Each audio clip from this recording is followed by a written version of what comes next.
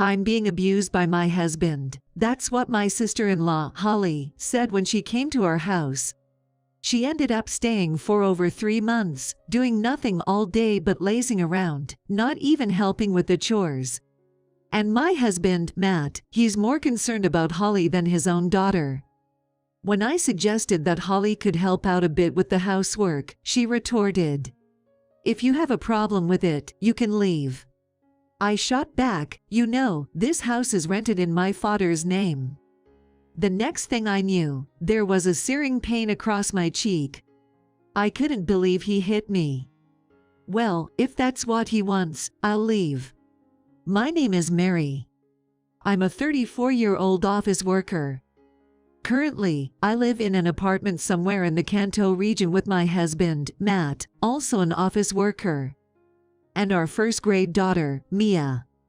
By the way, this apartment is rented under my father's name. It ended up this way because Matt found the contract paperwork tedious and left it to me.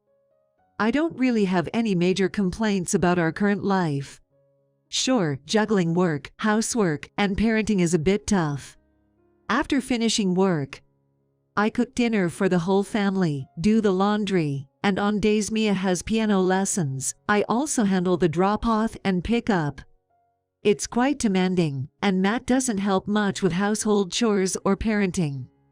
Well, I guess this level of complaint is something most wives have to some extent. There's no significant in-law trouble since we live apart, and Matt's parents are sensible and well-grounded people. My life is quite peaceful, despite being a bit busy. Then one day, our doorbell suddenly rang. Coming. When I went to check, there stood Matt's sister, Holly. "Holly, what's going on?" I asked. With a troubled look, Holly replied, "Is my brother here?" "Yes, he is. Please come in." I let Holly into the house. "Holly, what brings you here all of a sudden?" Matt asked. Holly burst into tears and said, "Brother, I've run away from Jack." "What? Run away? What do you mean?" Jack is Holly's husband's name. They had married about a year ago and were supposed to be living in the Kinky region. I started experiencing domestic violence from Jack right after we got married. "Domestic violence?" Matt exclaimed in shock. I was surprised too. I had only met Jack once at their wedding. He seemed kind and serious then, and I never would have thought he was capable of such violence against his wife. "Holly, is it true you're being abused by Jack?" "It's true. He was kind before we got married, but as soon as we did, he started being violent. I've endured it for a year, but it never got better. I was always getting hit. I've reached my limit, so I ran away from Jack. I'm thinking of divorcing him. But I'm struggling to find a place to stay until the divorce is finalized. Can I stay here for a while?" As Holly spoke through her tears, my husband said, Of course you can stay, Mary, that's okay, right?" "Yes, it's okay. You've been through a lot." I sympathized with Holly, who had been a victim of domestic violence, so I agreed. "By the way, have you talked to your parents about the domestic violence and your thoughts on getting a divorce?" I asked. Holly responded, "I haven't told my parents yet. I don't want to worry them unnecessarily. I'll tell them once the divorce is official. Until then, I'd like both you, Mary, and my brother to keep it a secret." And so, my sister-in-law came to live with us, marking the beginning of a tumultuous period. Firstly, the sudden addition of another person in the house meant more food and laundry, and extra expenses. Since Holly had been a homemaker and didn't have a regular job, she couldn't contribute to our household expenses.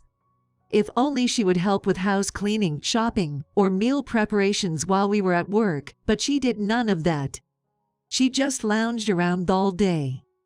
At first, I didn't say anything, thinking she must be hurt from the domestic violence, but after a month, I really started to feel like complaining. One night, I asked Holly, "How about the divorce proceedings with Jack? Aren't they finished yet?" Well, Jack doesn't agree with me. It's a bit complicated, she replied. I see. By the way, Holly, once you're divorced, you'll have to live on your own, right? Shouldn't you start looking for a job and a new place to live now? You can stay with us forever. What are you saying, Mary? Do you want me to leave soon? That's not what I'm saying. I'm just suggesting that if you're staying here, maybe you could help out a little with the household chores. Why should I have to help with the chores? I'm going through a lot and I'm hurt. Please leave me alone. The conversation didn't go well, and the next day, my husband confronted me. Mary, I heard you told Holly to leave our house soon. I didn't say that. I just suggested she should start looking for a new place and a job, considering the future. Also, with an extra person in the house, preparing meals and doing laundry takes more time and effort, so I'd like some help. You should talk to her too, or are you going to take Mia to her piano lessons? Why do I have to do it? I have a job, you know. I have a job too, you know. Taking Mia to and from piano has always been your job, Mary. Anyway, don't be too hard on Holly. I'm tired, I'm going to bed. With that, Matt left the room. Then, Mia, who seemed to have overheard our conversation, came to me, looking worried. Mom, should I quit piano? What? Why all of a sudden? You always seem to enjoy it. Yay, but the pick up and drop off are tough, right? I don't want Mom and Dad to fight because of my piano lessons. For the time being. I told her, don't worry about that. Keep going to your piano lessons. But at the same time, I thought to myself, don't make our daughter feel like she has to worry about this, directed at my husband. Indeed, when we first greeted Matt and Holly's parents, they said, we both worked and couldn't give much attention to the kids, so they always played together. That's why they are closer than most siblings. But I think it's too much that he cares so much about his sister that he'd make our daughter consider quitting her piano lessons. About 2 months after Holly came to our house, during dinner, Matt said, I'm going shopping with Holly tomorrow. Hearing that, I said, what? Tomorrow is Mia's school play, remember? He replied, can't help it. Holly insists on going shopping tomorrow.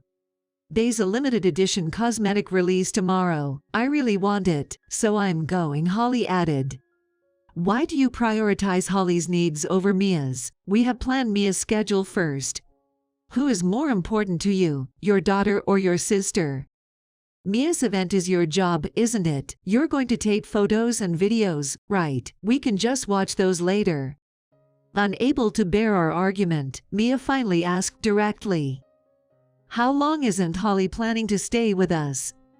Hearing this, Holly burst into tears, saying, not only Mary, but now Mia too treats me like a nuisance. Then, to my astonishment, Matt angrily said, Aunt Holly is hurt, and you say such things. That's too cruel. Apologize. Perhaps frightened by this, Mia, with a trembling voice, said, I'm sorry, but since then, she seemed to lose her spirit. Maybe she was fed up with her father's lack of participation in school events, or perhaps she was scared of his anger. I thought this couldn't go on. It's been 2 months already, and I haven't heard anything about Holly's divorce proceedings progressing. What's going on? I decided to do a little digging. Then, on a certain Saturday, about 3 months after Holly started living with us, I said to her as she was lazing around the house, not looking for a new home or doing any chores, I'm going to start making dinner, so Holly, please help out. Mia, you too. Mia obediently said, okay, but Holly protested, why do I have to help, and refused to move. It was really frustrating. You're living in our house, so you should at least help out a little, come on. Saying that, I tried to pull Holly's hand to take her to the kitchen, but she resisted, and we ended up in a bit of a scuffle. Hearing the commotion, Matt came out of his room. Immediately, Holly complained, brother, Mary is bullying me. Upon hearing this, my husband shouted, Mary, what are you thinking? Poor Holly. If you keep treating Holly like an intruder, I can't stand it anymore. Leave this house right now. Leave, but this apartment is rented under my father's name, I retorted. As soon as I said that, I felt a sharp pain on my cheek. What? No way. Did I just get hit, and with a fist? I can't believe it. I had never been hit before. Watching me get hit, Mia uttered in a worried voice, "Mom." I could taste iron in my mouth. It seemed I had been hit hard enough to cut the inside of my mouth. As I savored that taste, I could no longer forgive Matt and Holly.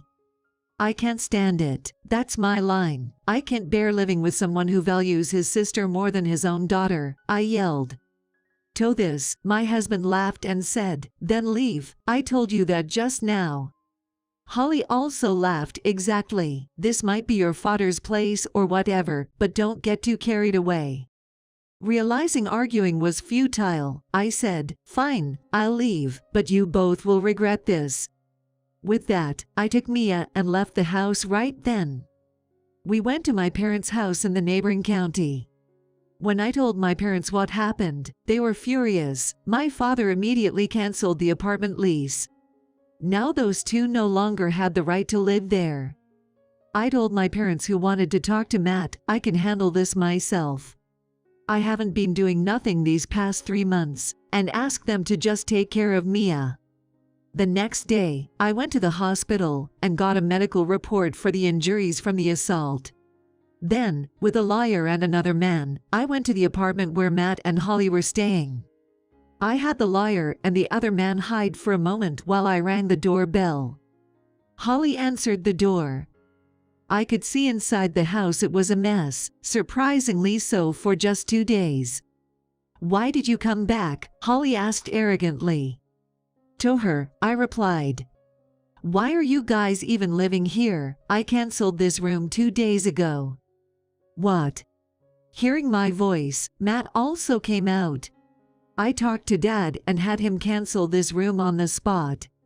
You better pack up your things quick, 'cause the landlord says he'll sue you for squatting if you're not out by today." Matt, bewildered, stammers, "Hey, wait." I then called over the lawyer, who was lurking nearby, and said to Matt, "We're getting a divorce. This guy's a liar, and all the paperwork's done, so all you need to do is sign and stamp this," handing him the divorce papers. "Divorce?" Matt exclaimed. To which I replied, "Why are you surprised? No clue why you'd be divorced. That can't be true, right?" Walking into the house, I pulled out the surveillance cameras I had strategically placed. These cameras have got everything. From how you never cared about me or Mia, to Holly slacking off and not doing chores, even you hating me. Cameras. When did you set those up? About a month ago. When I started thinking about divorce, I did some research online and talked to a lawyer. They advised that having video evidence makes it easier to get alimony, so I set them up. And this is a medical report of the injuries from when you hit me. With all this evidence, I should be able to get a substantial amount in alimony. Alimony. My husband yells, and Holly says, "Big brother has done so much for me, it's cruel to demand alimony from him." To her, I retorted, "Holly, maybe you should worry more about yourself than your brother. Come out, please." I shout towards the hiding spot. The other person I brought along, besides the lawyer. Seeing who it was, Holly turned pale. "Jack." Yes. The person who appeared was Holly's husband, Jack. Jack shouts at Holly, What domestic violence, you cheating woman, just pay the alimony." "But I want to pay, but I can't, being a stay-at-home wife and all." "What, cheating?" Jack's words leave Holly in tears and Matt looking puzzled. I explain. The story about Holly running away from DV was a lie. The truth is, she cheated, and Jack wanted a divorce, demanding a hefty alimony. She didn't want to pay, so she ran to our house. That was the case. Matt, visibly shocked, listens as I say. Yeah, I thought it was strange. Over 2 months, and not a peep about the divorce, and she should have turned to her parents before her brother for help. That's why I hired a private investigator about a month ago to look into it. And what a shock, she was having an affair. And the guy's married too, right? A double affair. What was she thinking? Of course, she couldn't tell her parents. They are serious folks, they'd be furious if they knew about the affair and the alimony. And they wouldn't tolerate a lazy lifestyle like ours. Well, I've already contacted her parents about Holly's divorce, and mine and Matt's too. Upon hearing this, Holly gasps, "You told Dad and Mom?" Of course, your in-laws were absolutely livid, as expected. They said, "Come back home right now, so, both of you, why not pack your things and go home?" Still trembling, Holly insists, "I can go to his place." His place, as in your affair partner, think he'd welcome you into his home, being a married man. Also, our lawyer has already informed him about you. Holly, you lied about being single. He was shocked to find out you're married. He's quite upset. Here, a letter from your affair partner. The lawyer hands her an envelope. Reading it, Holly collapses. Curious, I read the letter dropped from her hand, which read, "I can't forgive you for lying about being single. I was clear about being married. This was just a fling for me. My wife is my priority. Let's break up now. Don't contact me again." Got dumped, poo Holly. Well, it's none of my business. Now, you, sign the divorce papers. I say to a dazed Matt, who snaps back to reality and pleads, "I was wrong. I'll take better care of you and Mia." Just not divorce, but I coldly cut him off. A man who values his sister more than his daughter is not a father in her eyes. Just sign the divorce papers. Afterwards, I divorced Matt. Of course, I demanded a hefty alimony. He'll have to work harder than ever, but I have no intention of forgiving him, so he better work hard. Holly also divorced Jack and started working at a company owned by her father-in-law's acquaintance to pay the alimony. Holly, who had been a housewife, more like lounging around all day without doing housework while married to Jack, is now facing the rough waves of the workforce. Apparently, she's having a hard time, getting scolded every day and working while crying. My in-laws apologized, saying they would educate our son and daughter to death from now on. True to their word. Matt and Holly are under strict supervision at their parents' house, helping with chores and farm work even on their days off. As hard as they already work, it's a bit pitiful they have to work even on their days off, isn't it? But, after all the lounging around they did, it's only fair they work that much now. I've moved to a new apartment and am living happily with Mia. It seems Mia isn't particularly shocked by her father's absence. She seems to have given up on a father who valued his sister more than his own daughter. Matt has asked to see Mia, but of course, I have no intention of allowing that. Mia continues with her piano lessons, and there's a recital coming up which I'm looking forward to. As long as Mia is happy attending school and her lessons, that's all I need.